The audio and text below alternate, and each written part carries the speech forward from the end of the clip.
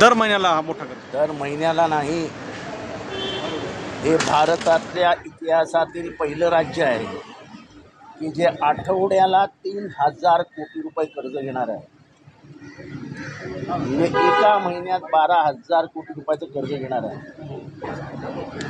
एखादी योजना चांगली आहे, जरूर राबवा, पण महाराष्ट्र डोंगराच्या खाली, कर्जाच्या डोंगराच्या खाली पिचला जाईल असं काहीही करू नका अशी हात जोडून विनंती आहे. 3,000 कोटी रुपये आठवड्याला कर्ज, आणि ते पण रिझर्व्ह बँक मागे पुढे करत आहे, कारण का परतफेडीची क्षमता नसल्याचं त्यांचं म्हणणं आहे.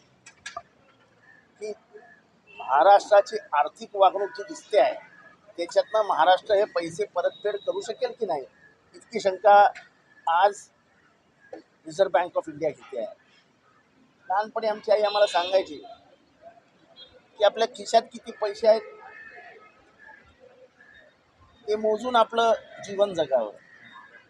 मराठीत म्हण आहे, ऋण काढून सण साजरे करायचे नसतात. त्यांना निवडणुकीचा सण साजरा करायचा आहे, पण लोकांना वाटोळं करून आपली चादर जोपर्यंत आहे तिथपर्यंतच आपले हातपाय असावे. चादरीच्या बाहेर पाय गेले की थंडी वाजायला सुरुवात होते. महाराष्ट्राला तुफान थंडी वाजेल, ताप भरेल. 3,000 कोटी रुपये प्रति आठवडा हे जर कर्ज आपण घेणार असू तर महाराष्ट्राचं परमेश्वरच भलं करू. सर, हिंदी में जानना चाहेंगे लाडली बहन योजना को लाडली यांच्या हस्तक्षेपामुळे नाकारण्यात आलेल्या ब्लड बँकेला सुद्धा परमिशन मिळालेली आहे. याची कागदपत्र आणि त्यांच्या आदेशाचे पेपरवर झालेल्या नोंदी देखील माझ्याकडे आहेत की मंत्र्यांनी दिलेल्या आदेशाप्रमाणे, म्हणजे त्यांचा जो कर्मचारी वर्ग आहे तो स्वतः पेपरवर लिहितो की माननीय मंत्री महोदयांच्या आदेशाप्रमाणे, आणि जी अथॉरिटी आहे त्या अथॉरिटीने या सगळ्या परमिशन्स नाकारलेल्या आहेत, तरी त्या ओव्हररूल करून मिनिस्टर परमिशन देत आहेत, कारण का त्याच्यात पैशांची देणेघेण झालेली आहे. आणि अशी 50 प्रकरणं उद्याच्या बैठकीत घेणार आहेत. उद्या ब्लड बँकेच्या ब्लड बँकेला परमिशन देण्याची कमिटीची मीटिंग आहे. उद्या 51 अर्ज समोर घेतले आहेत. ते 51च्या 51 अर्ज फेटाळण्यात आले होते. आता फेटाळण्यात आलेले अर्ज परत घेऊन त्यांना मान्यता देत आहेत. प्रत्येक बँकेच्या मागे 40 ते 50 लाख रुपये घेणार आहेत. म्हणजे तुम्ही रक्तात पण पैसे खाणार आता. रक्तदान हे जीवनदान म्हणणारा वर्ग आहे महाराष्ट्र, आणि महाराष्ट्राकडे अधिकचं रक्त आहे.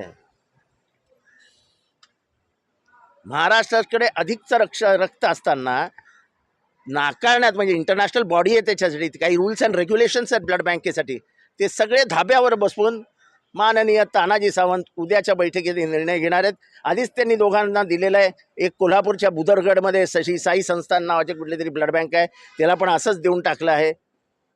मी महाराष्ट्राच्या जनतेला विनंती करतो, हे रक्त पिणाऱ्यांना तरी चिकाच्या हातातनं तरी महाराष्ट्र काढून घ्या. यामध्ये आता जे पेपर्स तुमच्याकडे आहेत त्या संस्थेचे आहेत, मी तुम्हाला पाठवतो. मी वरती जातो, त्याच्या कॉपीज काढतो आणि पाठवून देतो. सर हिंदीमध्ये सांगा. हिंदी में जानना चाहेंगे तुमने तानाजी सावंत पे आरोप किया है. तानाजी सावंत जी बहुत अच्छे मिनिस्टर है, निर्णय लेते तो ठोस निर्णय ले लेते. उन्होंने एक निर्णय लिया कि जिस ब्लड बैंक की अथॉरिटी जो है वो मान्यता देती है, उस मान्यता के ऊपर जाकर हमारे तानाजी सावंत साहब ने कहा कि दे दो उनको, पेपर पे है, मेरे लिखा हुआ है. जब बॉडी इनकार करती है तो तानाजी सावंत देते होते कौन है उसको मान्यता देने वाले. कल उनके मीटिंग में 51 अर्जी है, कल मीटिंग होने वाली है. वो 51 अर्जी जो आई हैं वो सब रिजेक्टेड अर्जी है. वो अर्जी को वो कल मान्यता देने वाले हैं. इसके पहले ऐसी कौन सी ब्लड बैंक की तरफ से हुआ है क्या? है ना, मेरे पास ब्लड बैंक का नाम भी है, मैं आपको पेपर भिजवा देता हूँ, मेरे मोबाइल में है. यानी आप लोगों का खून पिएंगे और उससे भी पैसा लेंगे. महाराष्ट्र में चलने वाली नहीं, पैसे ही नहीं है महाराष्ट्र के पास. इसलिए इन लोगों ने रिजर्व बैंक से कहा है कि हमको हफ्ते में 3,000 करोड़ रुपया दे दीजिए.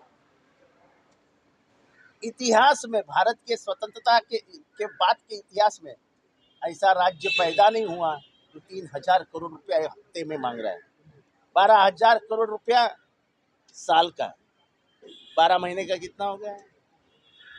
कहाँ से देंगे इतना पैसा वापस?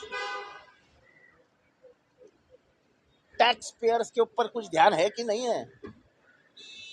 महाराष्ट्र को खाई में डाल रहे हैं और ऊपर से कर्जों का ढेर उस पर जमा हो रहा है। ऐसा है कि अपने हाथ में कितना पैसा है उसके बाद ही अपने घर में त्योहार मनाना चाहिए। कर्जे से लेकर त्योहार नहीं मनाया जाता है। इनको चुनाव का त्योहार मनाना है, बाद में सत्ता में आना है, इसलिए महाराष्ट्र को कर्जे के खाई में डाल